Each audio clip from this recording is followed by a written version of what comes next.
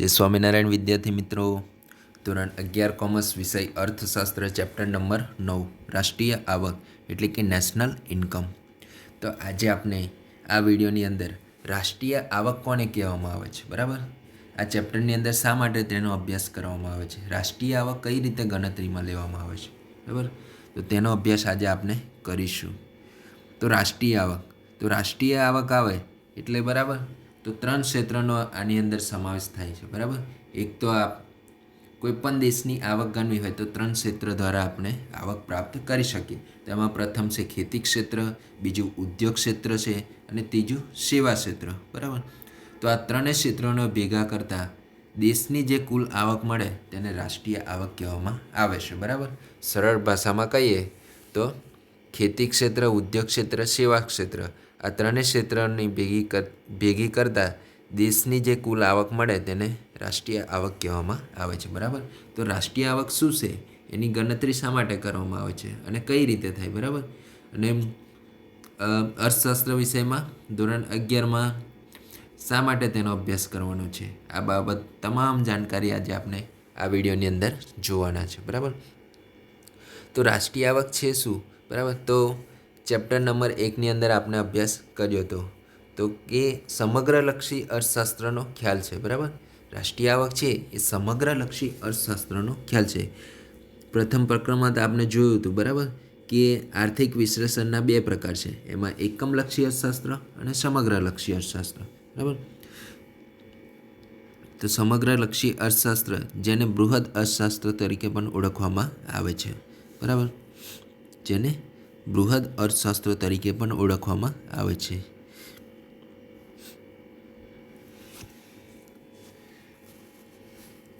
તો જો અર્થતંત્રની રાષ્ટ્રીય આવક વધતી હોય તો સામાન્ય રીતે તંદુરસ્તીનું પ્રતીક છે એવું કહી શકાય, બરાબર.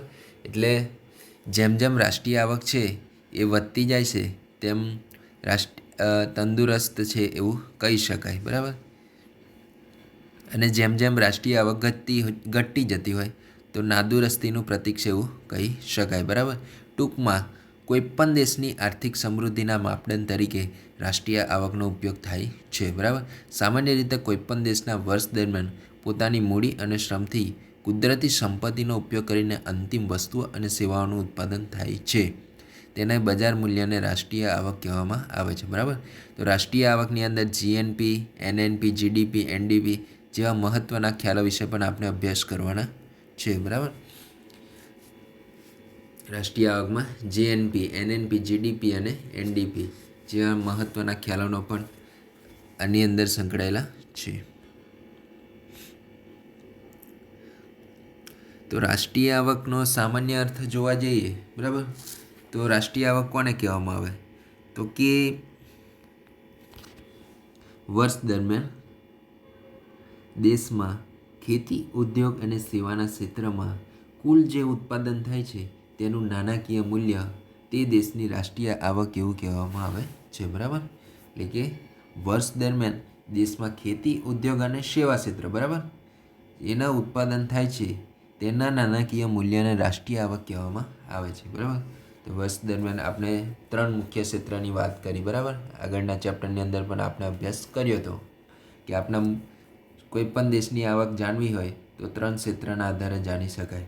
તેમાં ખેતી, ઉદ્યોગ અને સેવા ક્ષેત્ર, બરાબર. તો ખેતી, ઉદ્યોગ અને સેવા ક્ષેત્રની અંદર જે ઉત્પાદન થાય છે તેનું નાણાકીય મૂલ્ય એટલે નાણામાં તેને માપવામાં આવે છે તે આવકને રાષ્ટ્રીય આવક કહેવામાં આવે છે. એટલે કે વર્ષ દરમિયાન દેશમાં ખેતી, ઉદ્યોગ અને સેવા ક્ષેત્રના જે ઉત્પાદન થાય છે તેને નાણાકીય મૂલ્ય એટલે રાષ્ટ્રીય આવક એવું કહેવામાં આવે છે, બરાબર. તો અહીંયા પ્રોફેસર આલ્ફ્રેડ માર્શલ જેમણે પણ રાષ્ટ્રીય આવકની વ્યાખ્યા આપી છે, બરાબર. તો ઉત્પાદન આધારિત વ્યાખ્યા આપી છે એમણે. તો વર્ષ દરમિયાન દેશના શ્રમ અને મૂડીનો કુદરતી સંપત્તિ એટલે કે જમીન સાથે સહયોગ થવાથી જે ભૌતિક એટલે કે દ્રશ્ય અને અભૌતિક એટલે કે અદૃશ્ય સેવાઓ વસ્તુઓનું ચોખ્ખું ઉત્પાદન થાય છે તે દેશની રાષ્ટ્રીય આવક છે. પ્રોફેસર માર્શલે આ વ્યાખ્યામાં ચીજ વસ્તુઓ અને સેવાઓના ચોખ્ખા ઉત્પાદન ઉપર ભાર મૂક્યો છે. તેથી આ ખ્યાલ ઉત્પાદનલક્ષી છે એવું ગણી શકાય. બરાબર. તો પ્રોફેસર આલ્ફ્રેડ માર્શલ છે જેમને ઉત્પાદનના સાધનો, બરાબર, તો ઉત્પાદનના મુખ્ય 4 સાધનો છે. કયા કયા? તો કે જમીન, મૂડી, શ્રમ અને નિયોજન. બરાબર. તો આ ઉત્પાદનના આધારે રાષ્ટ્રીય આવક છે એ માપી શકાય છે. બરાબર. તો એમાં આપણે જોયું, બરાબર, કે વર્ષ દરમિયાન દેશના શ્રમ અને મૂડીનો કુદરતી સંપત્તિ એટલે કે જમીન, બરાબર, સહયોગ થવાથી જે ભૌતિક એટલે કે દ્રશ્ય અને અભૌતિક એટલે કે અદૃશ્ય સેવાઓ વસ્તુઓનું જે ચોખ્ખું ઉત્પાદન છે, બરાબર,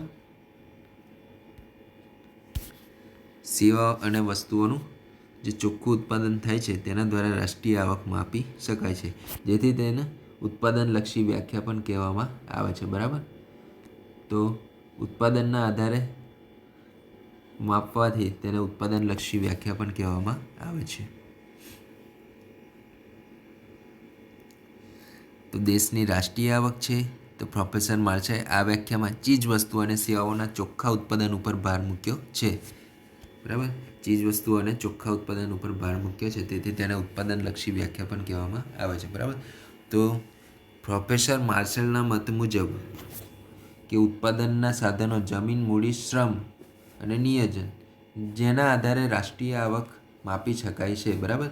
તો જમીન, મૂડી, શ્રમ અને નિયોજન દ્વારા જે ઉત્પાદન થાય છે તેના આધારે જે રાષ્ટ્રીય આવક માપી શકાય તેને ઉત્પાદનલક્ષી રાષ્ટ્રીય આવક કહેવામાં આવે છે. બરાબર. આગળ છે ઇવરિંગ ફિશર, જેમને વપરાશ ઉપર આધારિત વ્યાખ્યા આપી છે. તો વપરાશ આધારિત વ્યાખ્યા, તો વર્ષ દરમિયાન દેશના નાગરિકોએ જેટલા પ્રમાણમાં વસ્તુઓ અને સેવાઓની પ્રત્યક્ષ વપરાશ કરી હોય તેના પ્રમાણને રાષ્ટ્રીય આવક કહેવામાં આવે છે. બરાબર. તો વર્ષ દરમિયાન છે દેશના નાગરિકો એટલે કે ગ્રાહકો જેટલા પ્રમાણમાં વસ્તુઓ અને સેવાઓનું પ્રત્યક્ષ, બરાબર, એટલે કે જાતે વપરાશ કરી હોય તેના પ્રમાણને રાષ્ટ્રીય આવક કહેવામાં આવે છે. તો વ્યાખ્યામાં ફિશરે ભૌતિક અને અભૌતિક વસ્તુઓ કે સેવાઓનો વપરાશ ઉપર ભાર મૂક્યો છે. બરાબર. એટલે ભૌતિક વસ્તુઓ અને અભૌતિક વસ્તુઓ ઉપર પણ એમને ભાર મૂકેલો છે. તેથી આ વ્યાખ્યાને વપરાશ આધારિત વ્યાખ્યા પણ કહેવામાં આવે છે. બરાબર.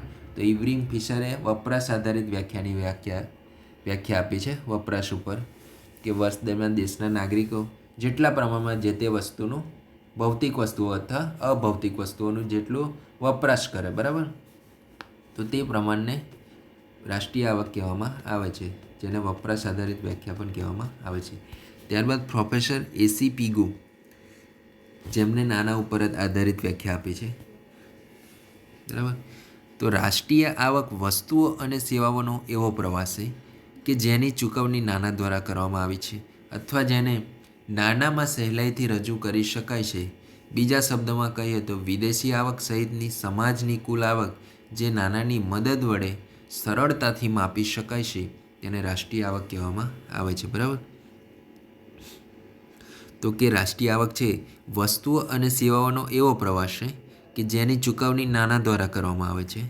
એટલે વસ્તુઓ અને સેવાઓની ચૂકવણી શેના દ્વારા કરવામાં આવે છે? તો કે નાના દ્વારા કરવામાં આવે છે, અથવા જેને નાનામાં સહેલાઈથી રજૂ કરી શકાય. વસ્તુઓ અને સેવા નાનામાં માપી શકાય એટલે કે રજૂ કરી શકાય. તો બીજા શબ્દમાં કહીએ તો વિદેશી આવક સહિતની સમાજની જે કુલ આવક છે એ નાનાની મદદ વડે સરળતાથી માપી શકાય. બરાબર. એટલે વિદેશી આવક હોય કે દેશની આવક હોય, બરાબર, જેને નાનાની અંદર માપી શકાય, એટલે કોઈ પણ આવકને નાનાની અંદર માપી શકાય. બરાબર. તો નાનાની મદદ વડે સરળતાથી માપી શકાય તેને રાષ્ટ્રીય આવક કહેવામાં આવે છે.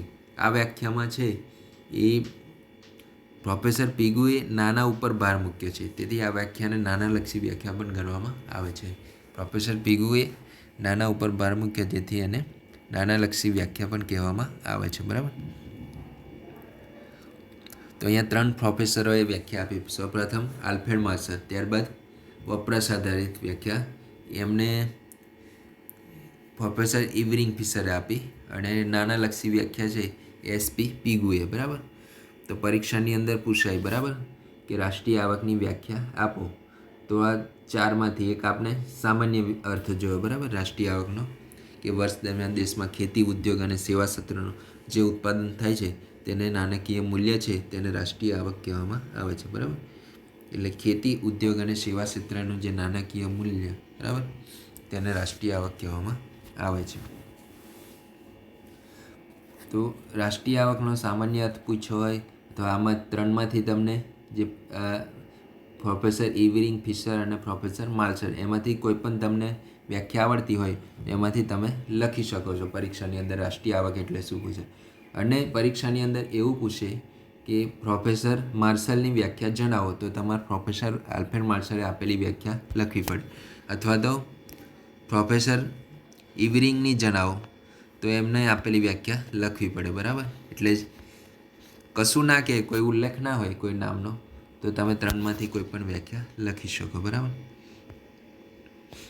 હવે આ જે વ્યાખ્યા આપણે જોઈ, બરાબર, તો એના ઉપરથી કેટલાક તારણો મળે છે, બરાબર. તો રાષ્ટ્રીય આવક છે એ કેવી રીતે માપી શકાય છે, બરાબર. તો એ રાષ્ટ્રીય આવકનો કઈ રીતે ઉલ્લેખ થાય છે, તો એ વિવિધ વ્યાખ્યા ઉપરથી જે તારણો છે એના દ્વારા આપણને ખ્યાલ આવશે, બરાબર. તો સૌપ્રથમ જોઈએ તો રાષ્ટ્રીય આવક એક વર્ષના ચોક્કસ સમયગાળામાં થયેલી આવકનું માપ છે. રાષ્ટ્રીય આવક છે એ એક વર્ષના સમયગાળામાં થયેલી આવકનું માપ છે, બરાબર. તો ભારત સરકાર દ્વારા અથવા કોઈ પણ દેશની સરકાર છે એ એક વર્ષના સમયગાળામાં જ રાષ્ટ્રીય આવક માપે છે, બરાબર. એટલે એક વર્ષમાં જે વર્ષના અંતે માપવામાં આવે છે રાષ્ટ્રીય આવક, ના તો એનો સમયગાળો 6 મહિનાનો હોય અથવા તો ના 2 વર્ષનો હોય, બરાબર. કોઈ પણ દેશની આવક માપી હોય એ એક વર્ષના આધારે જ માપવામાં આવે છે. એટલે કે રાષ્ટ્રીય આવકનો સમયગાળો છે એ એક વર્ષનો હોય છે, બરાબર. એટલે એક વર્ષના ચોક્કસ સમયગાળામાં થયેલી આવકનું માપ છે. ત્યારબાદ આગળ છે રાષ્ટ્રીય આવકમાં અંતિમ વસ્તુ અને સેવા ધ્યાનમાં લેવામાં આવે છે, બરાબર. તો વસ્તુ વાપરવા માટે જે તૈયાર થઈ જાય, બરાબર, અથવા તો તેનો કાચો માલ નહીં પણ જે અંતિમ વસ્તુ ધ્યાનમાં લેવામાં આવે છે. તો રાષ્ટ્રીય આવકની અંદર અંતિમ વસ્તુ ધ્યાનમાં લેવામાં આવે. તો દાખલા તરીકે ઉદાહરણ તરીકે જોઈએ આપણે તો કપાસ છે, બરાબર. તો કપાસમાંથી શું બને? રૂ બને, બરાબર.